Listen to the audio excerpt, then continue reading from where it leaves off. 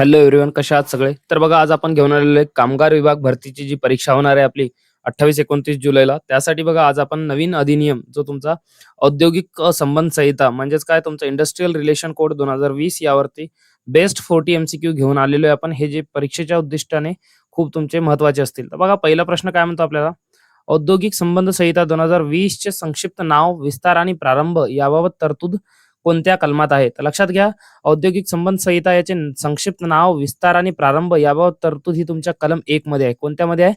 कलम 1 मध्ये. जनरली जर बघितलं आपण तर कलम 1 मध्ये तुमचे हे सर्व, आणि त्यामध्ये जनरली जर बघितलं त्याचं संपूर्ण जे भारतामध्ये विस्तार आणि केंद्र सरकार या अधिसूचनेद्वारे आपल्याला लागू होण्याची तरतूद आहे. त्यानंतर बघा प्रश्न क्रमांक 2, खालीलपैकी अप्रोप्रिएट गव्हर्नमेंट म्हणून केंद्र सरकार कोणत्या आस्थापनेसाठी कार्य करते? खालीलपैकी अप्रोप्रिएट गव्हर्नमेंट म्हणून केंद्र सरकार कोणत्या आस्थापनेसाठी कार्य करते? तर याचं उत्तर जनरली जर बघितलं आपण तर हे तुमचं पर्याय क्रमांक सी राहील, रेल्वे. कारण की जनरली जर बघितलं आपण तर रेल्वे, मेट्रो, खाणी किंवा तेल क्षेत्र किंवा आपले जे बँक आहे, विमा आणि जे प्रमुख बंदरे आहेत आपले, तर इत्यादींद्वारे जनरली अप्रोप्रिएट गव्हर्नमेंट म्हणजे आपली केंद्र सरकारच राहील. त्यानंतर बघा प्रश्न क्रमांक 3, मासिक वेतनधारक कामगाराचे ॲव्हरेज पे किती कालावधीच्या वेतनावर आधारित असते? लक्षात घ्या, मासिक वेतनधारक कामगाराचे ॲव्हरेज पे हे जर बघितलं आपण, हे तुमच्या 3 पूर्ण कॅलेंडर महिने, किती? 3 पूर्ण कॅलेंडर महिने यावर आधारित असते. कारण की आपण जनरली जर बघितलं मासिक 3 महिने आणि साप्ताहिक जर बघितलं आपण तर हे 4 आठवडे, साप्ताहिक 4 आठवडे, दैनिक 12 कामाचे दिवस. जनरली हा तुमचा ट्रॅप क्वेश्चन विचारू शकतो. तर लक्षात घ्या, 3 पूर्ण कॅलेंडर महिने हा याचा उत्तर राहील. त्यानंतर बघा, खालीलपैकी इंडस्ट्रीमध्ये समाविष्ट नसलेली बाब कोणती? लक्षात घ्या, ऑप्शन ए वस्तू उत्पादन करणारा कारखाना, बी सेवा पुरवणारी कंपनी, सी घरगुती सेवा किंवा त्याला डोमेस्टिक सर्व्हिस म्हणतो आपण, आणि डी उत्पादन उद्योग. तर लक्षात घ्या, डोमेस्टिक सर्व्हिस ही आपली इंडस्ट्रीच्या व्याख्यातून स्पष्टपणे वगळलेली आहे. तर म्हणजेच काय, तुम्हाला उत्तर राहील याचं सी, पर्याय क्रमांक सी उत्तर राहील. त्यानंतर बघा प्रश्न क्रमांक 5, फिक्स टर्म एम्प्लॉयमेंट बाबत खालीलपैकी योग्य विधान कोणते? लक्षात घ्या, फिक्स टर्म बाबत खालीलपैकी कोणतं योग्य विधान कोणते? कायम कर्मचाऱ्यापेक्षा कमी वेतन मिळते, बी ग्रॅज्युटी मिळत नाही, सी 1 वर्ष सेवा केल्यास ग्रॅज्युटी पात्र असतो, डी लेखी करार आवश्यक नसतो. तर लक्षात घ्या, फिक्स टर्म एम्प्लॉयमेंट बाबत कोणते विधान आपल्याला योग्य आहे असं ओळखायचं आहे. तर लक्षात घ्या, फिक्स टर्म एम्प्लॉयमेंटसाठी 1 वर्ष सेवा केल्यास ग्रॅज्युटीसाठी तो प्राप्त होत असतो. त्यानंतर बघा, खालीलपैकी रिट्रेचमेंट मध्ये समाविष्ट नाही, ए शिस्तभंगाशिवाय सेवा समाप्ती, बी स्वेच्छानिवृत्ती, सी कामगार कमी करणे आणि डी सेवा समाप्ती. तर लक्षात घ्या, खालीलपैकी रिट्रेचमेंट मध्ये आपलं स्वेच्छानिवृत्ती हे समाविष्ट होत नाही. कारण की जनरली जर बघितलं आपण त्याची व्हॉल्युंटरी रिटायरमेंट आपण कोणी घेत असेल किंवा सुपर अॅन्युटेशन कोणी घेत असेल किंवा फिक्स टर्म करार संपणे आणि सतत आजारपणामुळे सेवा समाप्ती या रिट्रेचमेंट मध्ये आपल्या येत नाहीत. त्यानंतर बघा प्रश्न क्रमांक 7, एका दिवशी 50% किंवा अधिक कामगारांनी सामूहिक कॅज्युअल लिव्ह घेतल्यास ती काय मानल्या जाईल? एकाच दिवशी जनरली जर घेतलं, समजा 50% किंवा अधिक कामगारांनी जर सपोज सामूहिक जर कॅज्युअल लिव्ह जर घेतली, तर ती आपली बघा जनरली स्ट्राईक मानली जाते. काय म्हणतो आपण त्याला? स्ट्राईक. लक्षात घ्या, इंडस्ट्रियल रिलेशन कोड 2020 नुसार 50% किंवा अधिक कामगारांनी जर सामूहिक जर कॅज्युअल लिव्ह घेतली तर ती स्ट्राईक मानल्या जाते. हा जनरली टीसीएसचा खूप आवडता ट्रॅप क्वेश्चन आहे. लक्षात घ्या, हा ट्रॅप क्वेश्चन टीसीएस आपला विचारू शकतो. लक्षात घ्या, टीसीएसला असे क्वेश्चन्स खूप आवडतात. तर स्ट्राईक कशाला म्हणतात ते लक्षात घ्या. त्यानंतर बघा प्रश्न क्रमांक 8, वर्क कमिटी स्थापन करण्यासंबंधी तरतूद कोणत्या कलमात आहे? लक्षात घ्या, वर्क्स कमिटी स्थापन करण्यासंबंधीची जी तरतूद आहे ही तुमच्या कलम 3 मध्ये, म्हणजेच पर्याय क्रमांक याचं राहील बी उत्तर. कारण की 100 किंवा अधिक कामगार असलेल्या औद्योगिक आस्थापनात वर्क्स कमिटी स्थापन करण्याची तरतूद ही कलम 3 मध्ये. लक्षात घ्या, वर्किंग कमिटी, वर्क्स कमिटी स्थापन करण्यासंबंधी कलम 3 मध्ये, पण त्याच्यामध्ये किती कामगार असले पाहिजे? 100 किंवा त्यापेक्षा जास्त. किती? 100 किंवा त्यापेक्षा जास्त जर कामगार असतील तर तिथं आपल्याला वर्क कमिटी स्थापन करता येते. ती कलम 3 मध्ये त्याची आहे. त्यानंतर बघा प्रश्न क्रमांक 9, ग्रीव्हन्स रिड्रेसल कमिटी स्थापन करणे कोणत्या आस्थापनासाठी बंधनकारक आहे? ऑप्शन ए 10 किंवा अधिक कामगार, ऑप्शन बी 20 किंवा अधिक कामगार, ऑप्शन सी 50 किंवा अधिक कामगार, ऑप्शन डी 100 किंवा अधिक कामगार. तर लक्षात घ्या, ग्रीव्हन्स रिड्रेसल कमिटी स्थापन करणे हे तुमच्या 20 किंवा अधिक कामगार असलेल्या आस्थापनेसाठी बंधनकारक असते. लक्षात घ्या, किती? 20 किंवा अधिक कामगार असले तर आपल्याला ग्रीव्हन्स रिड्रेसल कमिटी स्थापन करावी लागते. त्यानंतर बघा प्रश्न क्रमांक 10. खालीलपैकी खालीलपैकी कोणते विधान योग्य आहे? वर्क्स कमिटी 200 वर्क्स कमिटी 20 कामगार. त्यानंतर बघा सेकंड, ग्रीव्हन्स रिड्रेसल कमिटी 100 कामगार, वर्क्स कमिटी 100 कामगार, ग्रीव्हन्स रिड्रेसल कमिटी 20 कामगार, दोन्ही समित्या 50 कामगारांपासून लागू. तर लक्षात घ्या, आपल्याला योग्य विधान ओळखायचं आहे. कोणतं योग्य विधान ओळखायचं आहे? तर योग्य विधान काय कोणतं आहे? वर्क कमिटी 20 कामगार आहे का? नाही, आत्ताच बघितलं आपण 100 कामगार पाहिजे. त्यानंतर ग्रीव्हन्स रिड्रेसल कमिटी 100 कामगार. सी काय म्हणतो आपल्याला? वर्क कमिटी 100 कामगार, ग्रीव्हन्स रिड्रेसल कमिटी 20 कामगार. तर लक्षात घ्या, ऑप्शन याचं तुमचं राहील सी हा उत्तर. कारण की जनरली जर बघितलं आपण तर हा अत्यंत महत्वाचा आपल्या टीसीएसचा क्वेश्चन, आवडता फेवरेट क्वेश्चन आहे. आणि अनेकदा या दोन्ही समित्यांमध्ये किमान कामगारांची संख्या किंवा त्यांच्या एकमेकांमध्ये खूप जणांना गोंधळ होतो. तर लक्षात घ्या, वर्क कमिटीमध्ये 100 असतात आणि ग्रीव्हन्स रिड्रेसल कमिटीमध्ये 20 कामगार असतात. लक्षात घ्या.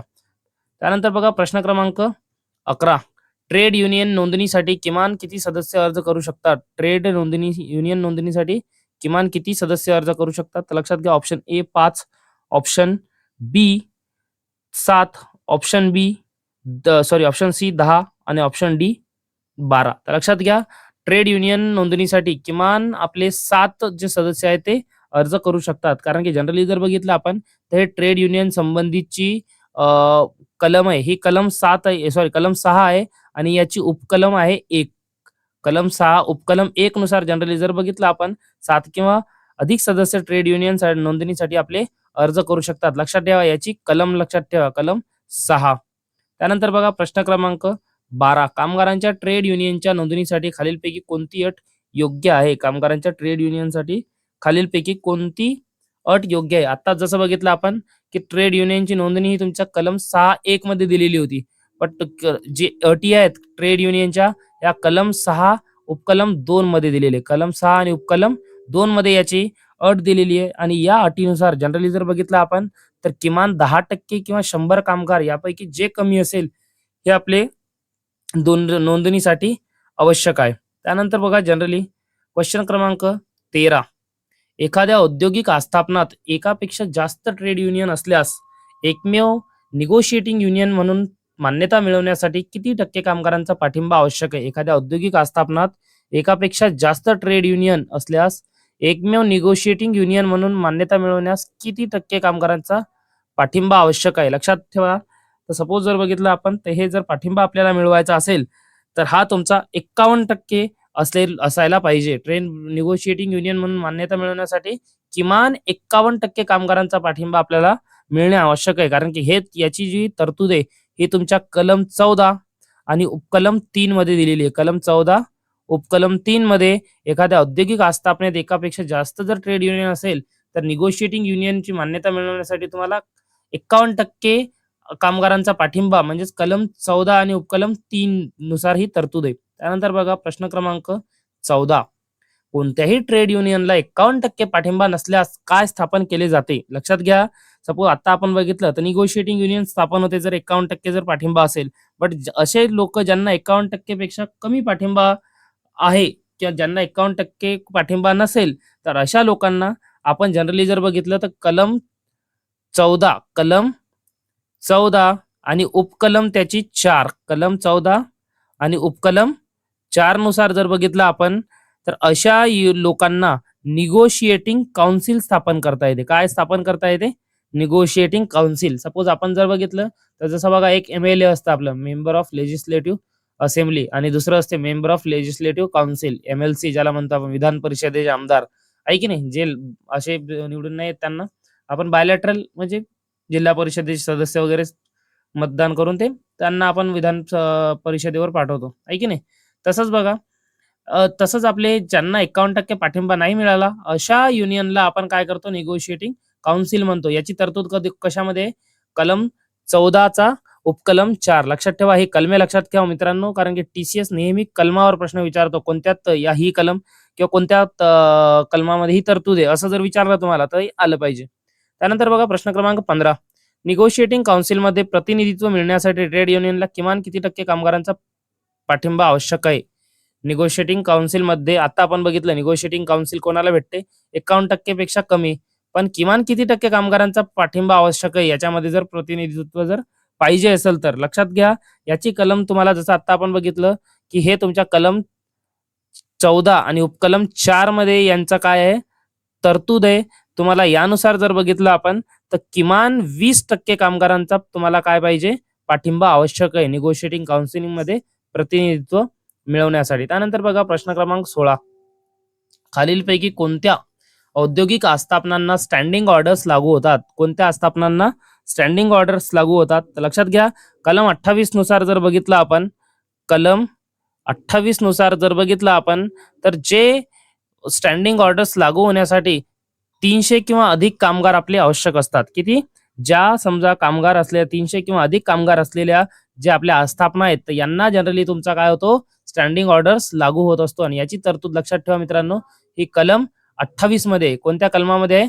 कलम 28 मध्ये याची तरतूद आहे. त्यानंतर बघा मित्रांनो प्रश्न क्रमांक 17, प्रश्न क्रमांक 17 काय म्हणतो स्टँडिंग ऑर्डर्स तयार करण्यासाठी मॉडेल स्टँडिंग ऑर्डर्स कोण तयार करते? लक्षात घ्या स्टँडिंग ऑर्डर्स तयार करण्यासाठी मॉडेल स्टँडिंग ऑर्डर्स कोण तयार करते? तो ऑप्शन ए आहे तुमचं जनरली राज्य सरकार, बी आहे कामगार आयुक्त, सी आहे औद्योगिक न्यायाधिकरण डी आहे औद्योगिक न्यायाधिकरण आणि तुमचं बघा तर याचं उत्तर जर बघितलं आपण तर कलम 29 नुसार याची जी स्टँडिंग ऑर्डर्सची जी मॉडेल स्टँडिंग ऑर्डर्स तयार करण्यासाठी मॉडेल स्टँडिंग ऑर्डर्स हे जनरली आपल्याला केंद्र सरकार देत असते. कोण देत असते? केंद्र सरकार आणि याची तरतूद आहे तुमच्या कलम 29 मध्ये. कलम 29 मध्ये याची तरतूद आहे. त्यानंतर बघा प्रश्न क्रमांक 18, स्टँडिंग ऑर्डर संदर्भात सर्टिफाइंग ऑफिसरच्या आदेशाविरुद्ध अपील किती दिवसांत करता येते?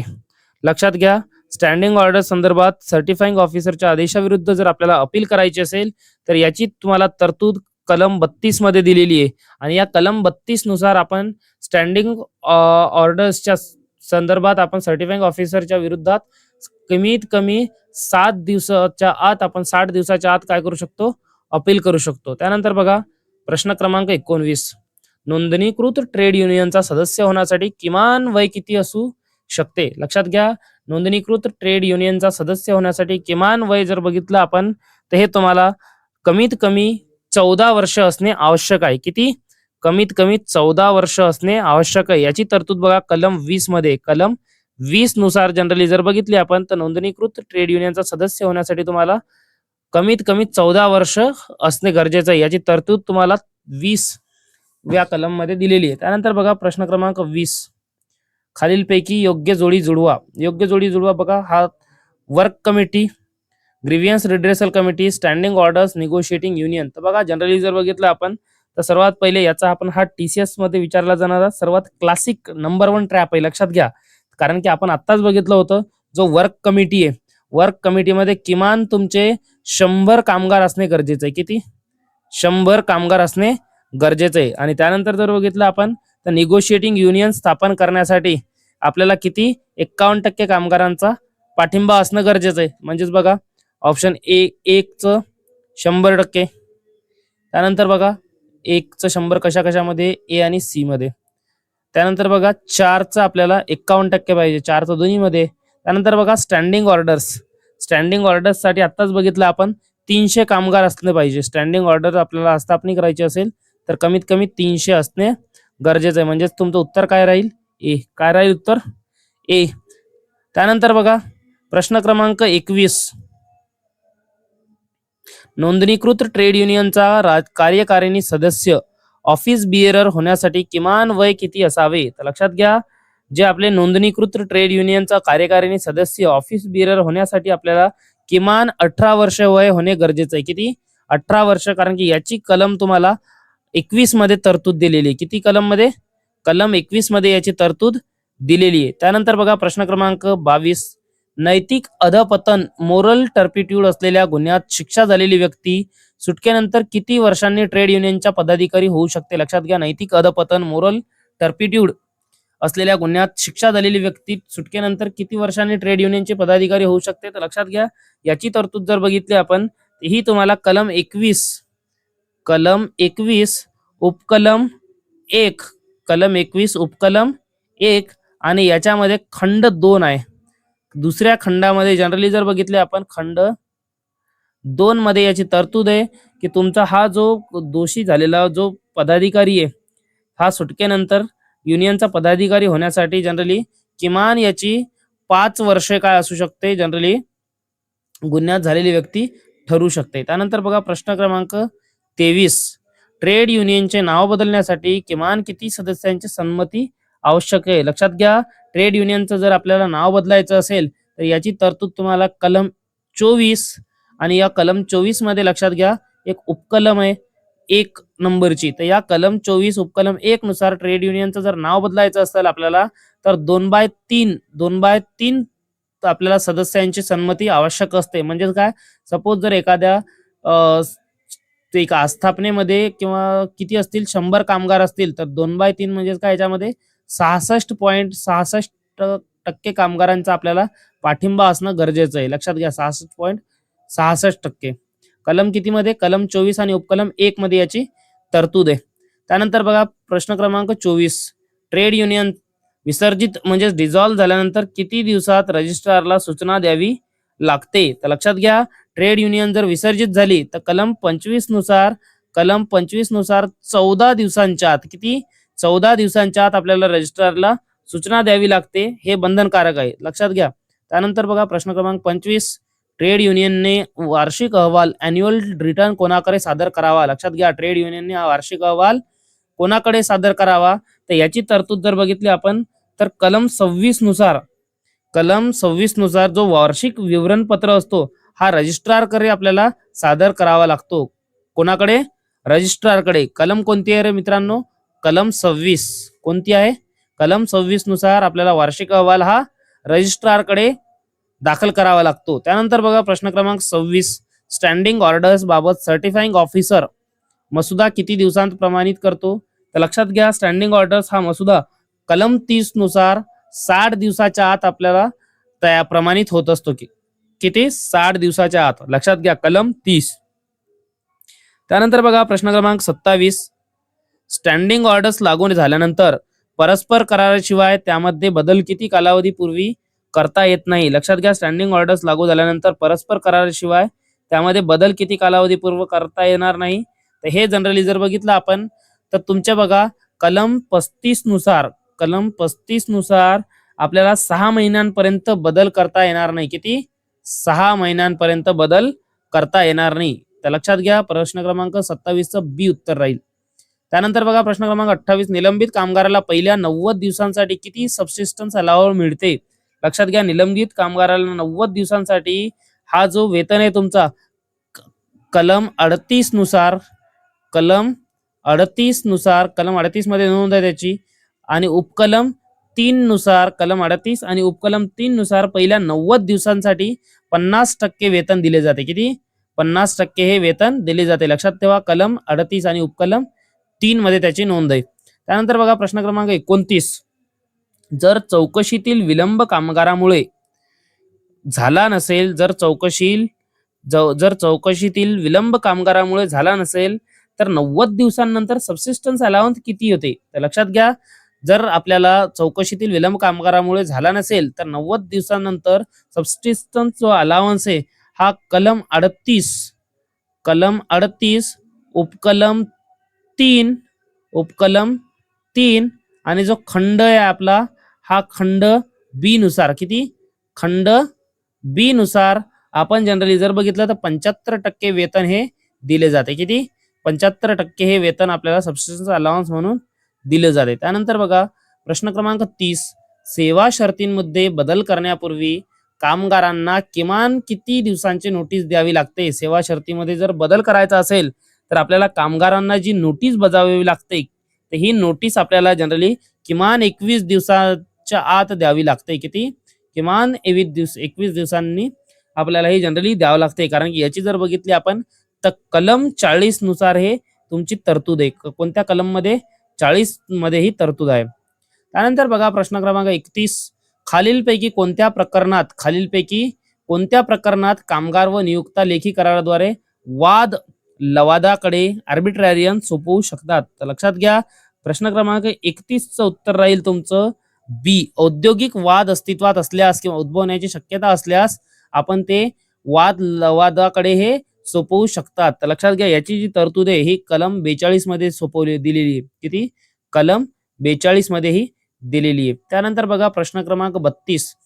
प्रश्न क्रमांक 32 बघण्या अगोदर लक्षात ठेवा, हा जो आपला औद्योगिक अधिनियम जो कोड आहे, इंडस्ट्रियल रिलेशन कोड किंवा औद्योगिक संबंध संहिता 2020, यामध्ये लक्षात घ्या एकूण कलमे किती आहेत? 104. किती कलमे आहेत एकूण? 104 कलमे आहे.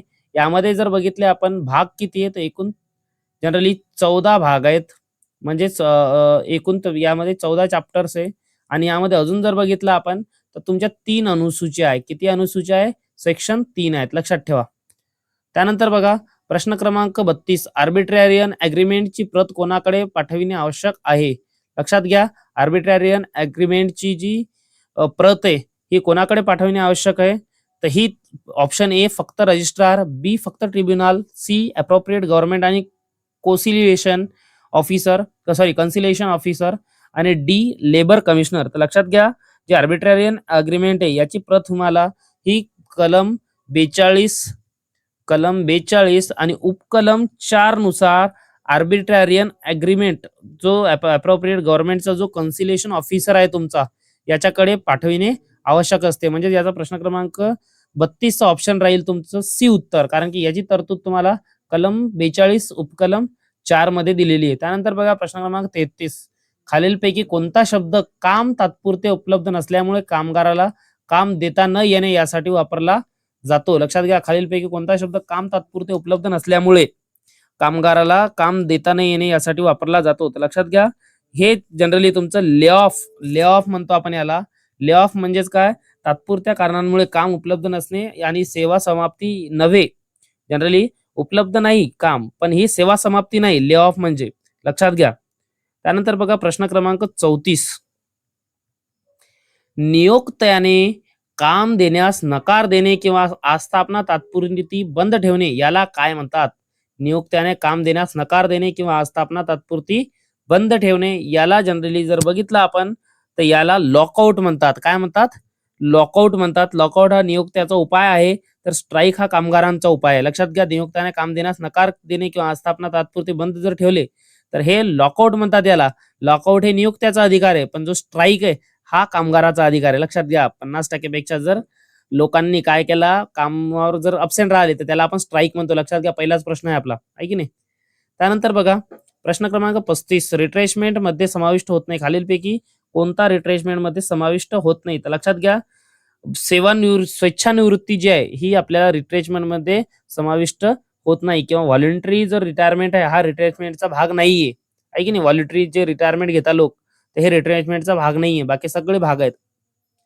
त्यानंतर लक्षात घ्या, खालीलपैकी योग्य जोडी कोणती? ऑप्शन ए स्ट्राईक नियोक्ता, लॉकआउट कामगार, स्ट्राईक कामगार आणि क्लोजर कामगार. योग्य जोडी ओळखायची आपल्याला. बघा आत्ताच बघितलं आपण, स्ट्राईक हा कोणाचा अधिकार आहे? कामाचा. तर उत्तर पर्याय क्रमांक 36 काय राहील तुमचं? सी. कारण की स्ट्राईक कामगार करतात, लॉकआउट जे आहेत आपले, लॉकआउट आणि क्लोजर हे दोन जे आहेत हे आपले नियोक्ते करत असते. हे नियोक्त्याशी संबंधित उपाय आहेत. त्यानंतर बघा प्रश्न क्रमांक 37. खालीलपैकी टीसीएस परीक्षेत विचारला जाणारा योग्य क्रम कोणता? Work committee 20, GRC, grievance redressal committee 100, standing order 300. तर लक्षात घ्या, आपण स्टार्टिंगलाच बघितलं होतं की वर्क कमिटीमध्ये तुमचे 100 मेंबर्स असतात. किती? 100 मेंबर्स असतात. आणि तुमच्या जीआरसी म्हणजेच ग्रीव्हियन्स रिड्रेसल कमिटीमध्ये 20 आणि स्टँडिंग ऑर्डर्स कमिटीमध्ये 300 कामगार तुमचे असायला पाहिजे. त्यानंतर बघा प्रश्न क्रमांक 38. हा 1 नंबरचा ट्रॅप आहे बरं, लक्षात ठेवा. असे ट्रॅप क्वेश्चन खूप विचारते टीसीएस. सोल निगोशिएटिंग युनियन म्हणून मान्यता मिळण्यासाठी आवश्यक किमान पाठिंबा. लक्षात घ्या, सोल निगोशिएटिंग युनियन म्हणून पाठिंबा जर मिळवायचा असेल तर किमान तुम्हाला 51% पाठिंबा असणे गरजेचं आहे. किती? किमान 51% पाठिंबा कामगारांचा असणे आवश्यक आहे. त्यानंतर बघा आपण वळू प्रश्न क्रमांक 39. लक्षात घ्या, प्रश्न क्रमांक 39 कडे वळण्या अगोदर तुम्हाला एक फ्री ऑफ कॉस्ट या जो इंडस्ट्रियल रिलेशन कोड आहे यावरती फ्री टेस्ट, तुम्हाला एक मॉक टेस्ट आपल्या या व्हिडिओच्या डिस्क्रिप्शन मध्ये दिलेली 20 क्वेश्चन्स आहे, त्यामध्ये ते तुम्ही नक्की सोडवा, ज्यामुळे तुम्हाला अभ्यासामध्ये भर होईल.